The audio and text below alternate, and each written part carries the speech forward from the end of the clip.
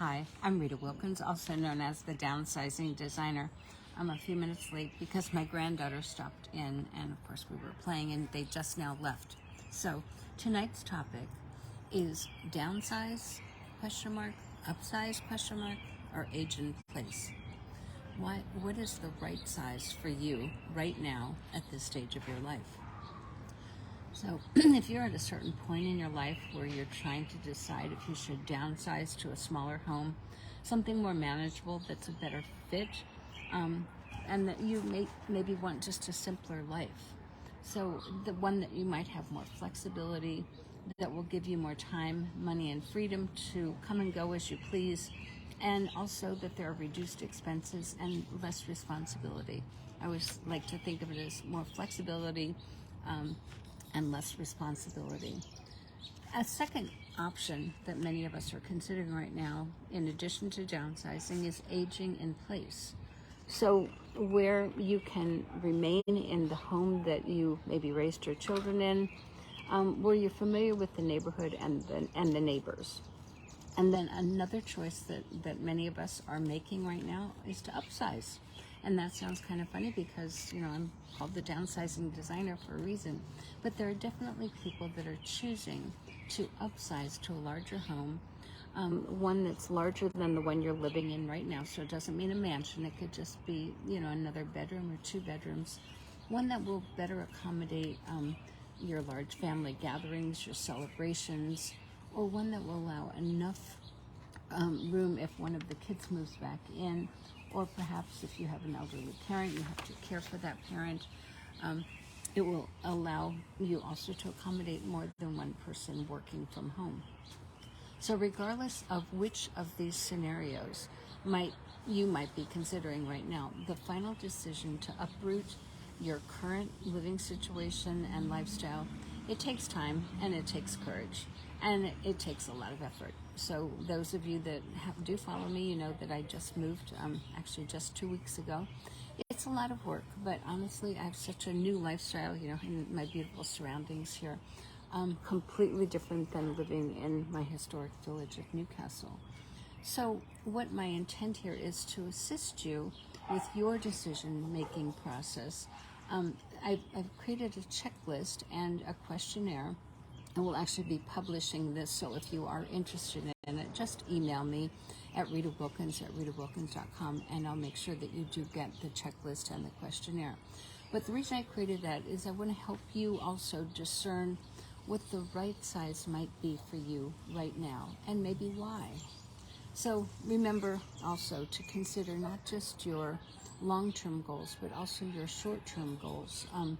As you start thinking about this, which one is the most viable option for you at this time? Because as you know, moving is not only disruptive, it takes a lot of time, effort, and it's also expensive. So the first question is downsizing right for you right now? So questions that you might want to ask yourself if you're considering downsizing and why you're thinking about downsizing is, number one is affordability. Is your current home becoming too costly for you? The taxes, the insurance, the utilities, just all of the expenses relating to having your current home. Are you on fixed income? Or do you anticipate being on a fixed income in the near future? And have you lost your job, or do you anticipate being laid off, or just having a drop of income? Do you want to reduce your costs to have more, to live more comfortably? And do you want to cash out of your home, which many people do, so they can downsize and live more comfortably and more affordably? The second consideration, in addition to affordability, is maintaining and upkeeping your home. So if you're overwhelmed and oftentimes just stressed out, not just financially, but physically, by the amount of upkeep on your current home, it might be something to say, it might be time to downsize. The third consideration is your physical ability. So are you able to comfortably maneuver those stairs, the bathrooms, and the size of your current home. So many have 2-story living or 3-story living. So at some point, the physical ability might be diminished, and it might be more difficult to ascend those stairs. And is your age or health preventing you from doing that because the house is too big or it's too difficult for you to maneuver? And then another consideration if you're downsizing is lifestyle.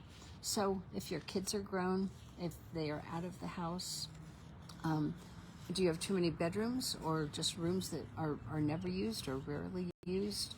And have you recently decluttered much of your excess stuff, and so you don't want or need any more, and you're actually ready to live a simpler lifestyle? Another consideration for downsizing is proximity to your family and close friends. So a question would be, does your family and your grandchildren live away, and you want to be closer to them to enjoy them, and then also just be there just in case they need you or you need them? So if you want to live closer to your grandkids, downsizing might just be a really good choice for you. And that at this stage of the game, that's what many of us choose to do. Community. So if you're seeking a new kind of lifestyle or a new community with more people your age, new friends with similar interests and activities, and if you're seeking a home that's close to shopping, to restaurants, medical facilities, and public transportation, those are some things to consider if you're downsizing. And the last one is safety. Safety is always a consideration. So if you downsize to a community that's specifically designed and built for the aging population, downsizing to a 55-plus community might be right for you because the design is such that it's just easier for you to maneuver. So that was if you are interested in downsizing. The second question is that you might be considering, is aging in place right for you? So aging in place, as you know, is to stay in your current home and perhaps modify your home according to needs that you might have as you age. So the first consideration, again, is affordability. Is your home right now affordable to you? And your current income and your projected income, including the cost of living increases, taxes, insurance, and maintenance. And can you afford to make the necessary renovations that you might need to make to your bathrooms, to your kitchens, maybe have an elevator or a stair lift that would accommodate you as you age? So affordability is a consideration if you're staying in your home because you might have to make some modifications. Another consideration if you are aging in place is upkeep. So if you're not able to take care of it anymore, do you have family or friends or workers that you've known for years that will help you with that, the maintenance, the repairs, the snow removal, the leaf removal, all of those kinds of things if you're no longer able? The other consideration is the physical ability. So if you're currently, the question is, are you currently experiencing any physical ailments or health issues that would prevent you from maneuvering the stairs, the bathroom, or accessing any area in your home? And if so, could it be modified? And if not, is it the right home for you? The next consideration is lifestyle. So if you really like your neighborhood, you like your neighbors, you're comfortable there, and it has all the amenities that you want close by, if you're happy there, then stay there, right where you are for that next 5 to 10 years. And that, of course, is barring any, physical things that could possibly happen, a fall or, certainly illnesses and so forth. Then chances are aging in place is a really good choice for you. And then proximity.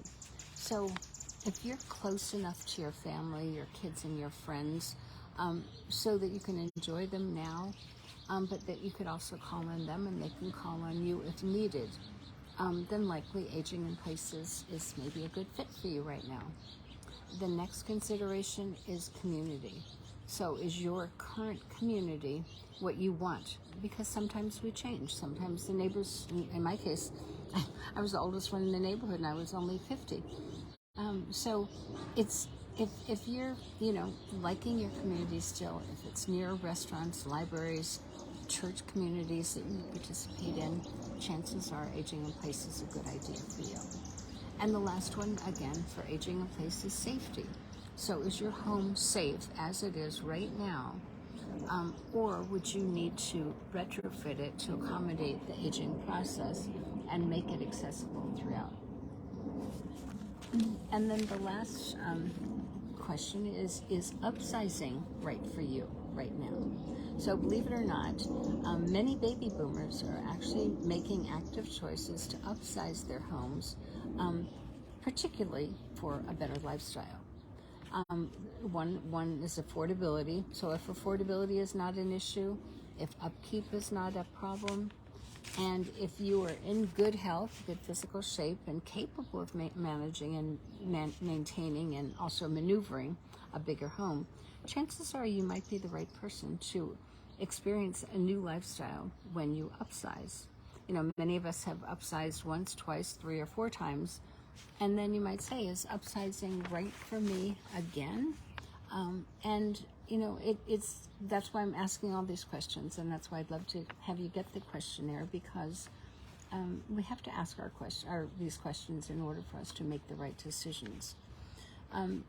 Another question is, where your home can be the central gathering place for family and friends for holidays. A lot of people are choosing to upsize for that very reason. They want to be that central location, continue to be that central location as our families get bigger, more grandchildren, bigger teenagers, bigger friends. And they might also want a bigger space to entertain and have overnight guests. They might want to have plenty of room if one of the kids moves back home, which is frequently happening these days, and also have enough room to take care of your aging parents in the event that they will need some care and that you're choosing to care for them. And you'll definitely have enough room to accommodate more than one home office or library.